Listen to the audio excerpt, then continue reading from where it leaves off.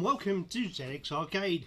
In this series of videos that I'm making, we're looking at vintage arcade games that were converted to the Spectrum to see if they're as good as the arcade, or at least playable and enjoyable on the humble Sinclair Spectrum.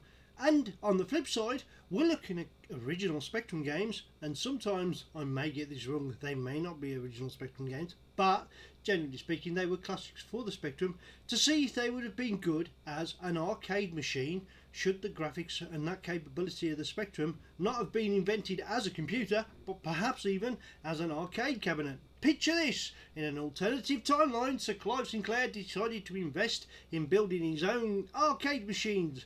Would some of the Spectrum classic games, and there's one coming up right now, been a great arcade game to play? You know, a coin cruncher, one that would take all your change out of your pocket while you insistently try to get better at this game. The Spectrum games, as we all know, are legendary for their hardness, but there were one or two exceptions which would have probably made a great arcade game, and this next one, I hope, is one of them that you'll agree with. The game in question is loading as we speak, and we're going to have a look at the loading screen, which incidentally I think is brilliant. So if you haven't guessed this game, it came out in 1983. It was by Microsphere, and it involves you being on a motorbike.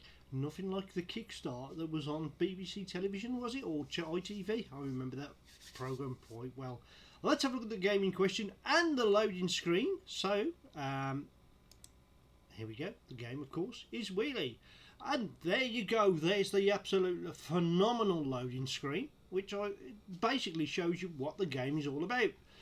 Yeah, in the first level you get bouncing hedgehogs, in the second level you get bouncing kangaroos, those little wheels you need to sort of wheelie to catch, which are those blue little circle things there with a dot in the middle, almost like a target, and you're going through a maze of tunnels in a cave.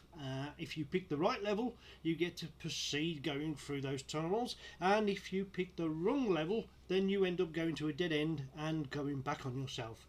Obstacles to avoid are bumps in the road, which you can get over by simply accelerating and wheeling. While you have rapid acceleration, you're able to lift the front wheel of your bike in order to jump those, or you have to basically jump over buses and cars. We've got conveniently a landing ramp and a take-off ramp on either side of them.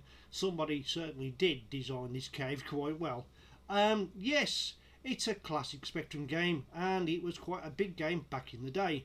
I can just see the word Wheelie over the centre of the arcade game with Microsphere underneath, and maybe one of those pixelised bikes on the left and right side. Yeah, you can just see the design of the arcade cabinet now. Picture that in one's mind's eye.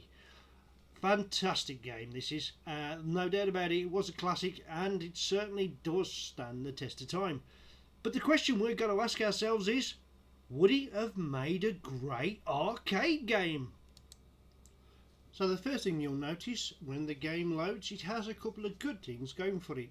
For instance, a demonstration mode, which could be running while the game is in operation and nobody is playing it, to show you what the game is all about, will actually look quite good.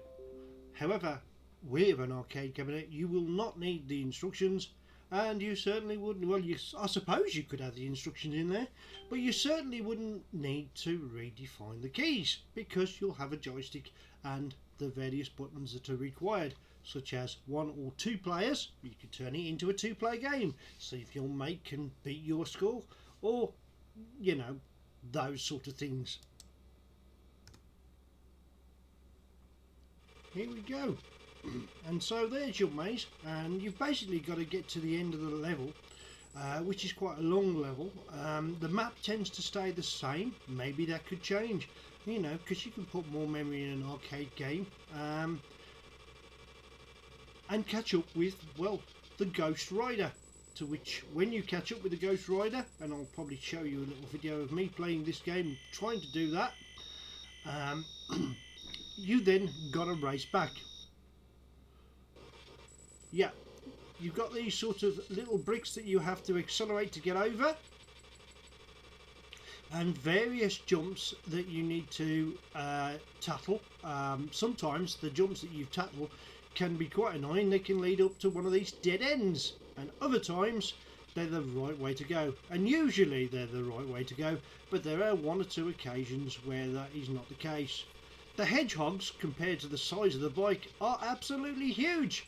Strange idea, but you know, it made for a great game at the time, and the scrolling on this is really sweet. In fact, well, considering the Spectrum isn't meant to be able to do scrolling like that, they've done an absolutely fantastic job. And you can see I've got gel bars. If you go over the ice too fast, you will come off your bike. I like the way the demonstration mode always seems to manage to nail that jump. Yeah, and this is a later level, the Nightmare Park, because you've got lots of obstacles to avoid before you get to the Ghost Rider. Right, I'm into the game now and I'm going to give it a go. So, effectively you zoom through the first few levels, no problem. I need to find that I've already got a dead end. Keep an eye on your gas level because your gas is important. You will need to collect it at various points. Sometimes they're easy to get to, and in that case I over accelerated and hit the wall. There's one thing you would need to change on the arcade. Perhaps have a shorter death sequence. Would improve the game.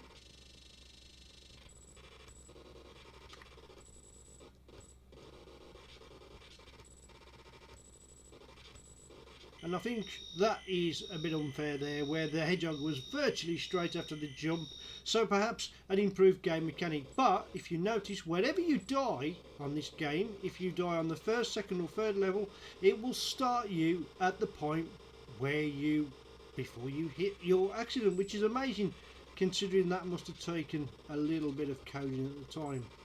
Usually if you can see an obstacle like ice and stuff like that, that was meant to be the direction you're going. On this occasion not. Yeah, I can see that that hedgehog above me could cause a problem. So not only have I got to time this jump, well, I've got to time it so that I can avoid hitting the hedgehog.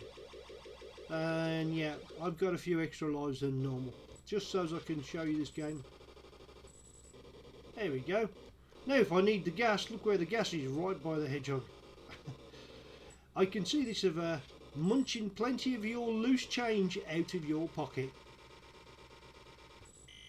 And yeah, so if you noticed I've died on the, shall we say, second level from the top, I will start roughly where I died, usually before the obstacle that you was trying to get past, which is really quite good, so you don't have to go back to the very start in order to clear that level.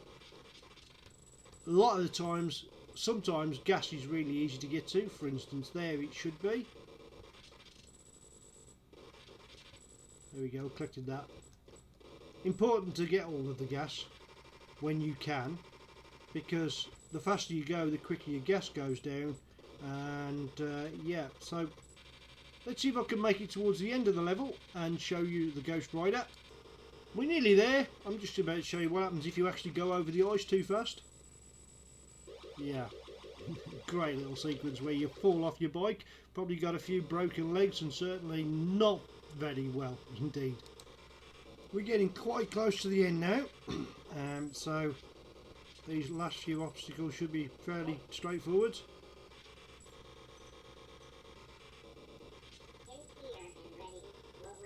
Oof, that was good timing there. I don't know what Emo said, but he was there saying something.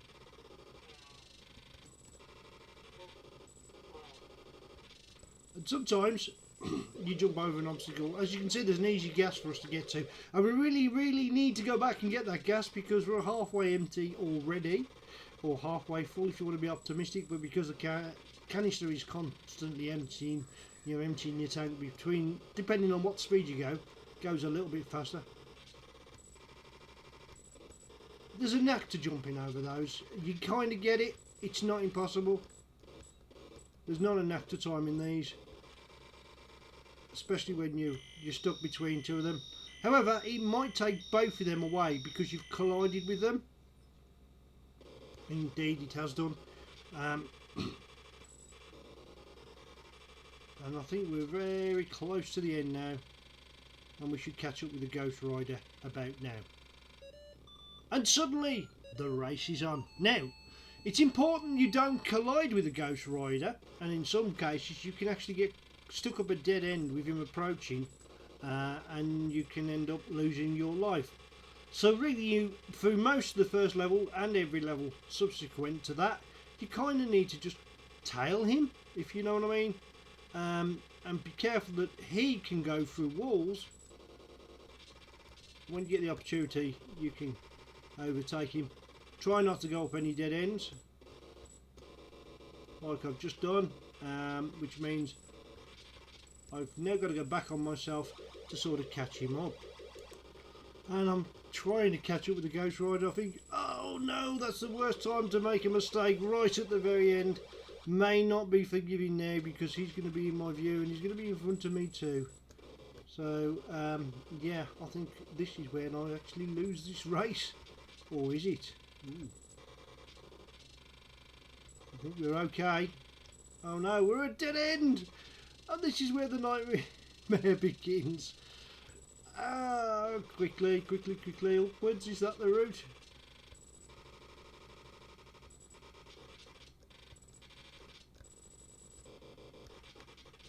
There we go. Out of fuel at the worst possible time.